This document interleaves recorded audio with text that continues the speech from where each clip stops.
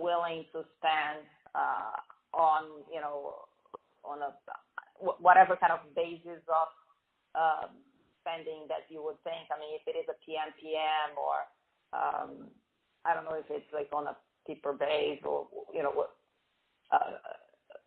a fee per case. It's all based on analytics, and it's all based on the individual health plan's cost.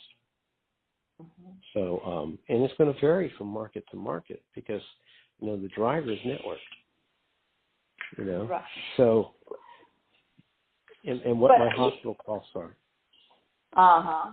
No, but from a perspective of that service, of having, this a vendor go into the homes and do that type of service.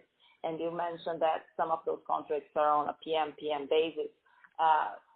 What is sort of the order of magnitude? Are we talking $100 PMPM? Are we saying, $300 per case? Or, when you use, what kind of order of magnitude are we talking about in terms of the level of, investment on the intervention through hiring a vendor or a health plan, So I don't think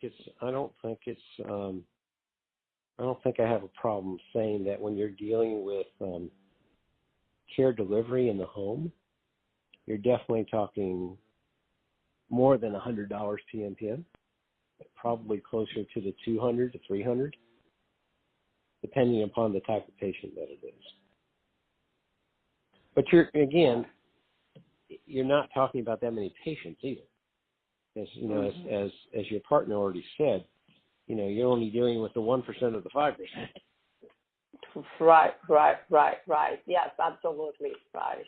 And I mean, and so this is like a PMPM for the population that you refer to them. So it's basically a price for the intervention for the members that they reached and were successful going to the house. So you're not saying kind of here it is a population. I'll give you $200 per patient in this population, and then whatever you do, it's fine. Or you're saying, it's $200 for every patient that you actually reach and make an intervention. No, that's a contracting issue. Most of the time, vendors are not going to let you do the second. They're going to want you to give X amount of dollars per patient that you are referring to them. Mm-hmm. Got it. So, I mean, that would be the cost for, per patient that is referred to them. Right. I mean, there's some patients that are more risky than other patients. In essence, what you're doing is you're saying, here's your money. You take care of this population. And by the way, we want updates on everything you're doing. But yeah, that's how it works. Actuarially, the vendor's not going to do it any other way. Got it. Really. Interesting. How about for care coordination? Is there a difference, between care coordination versus the care delivery at home, in terms of how much you're paying for this?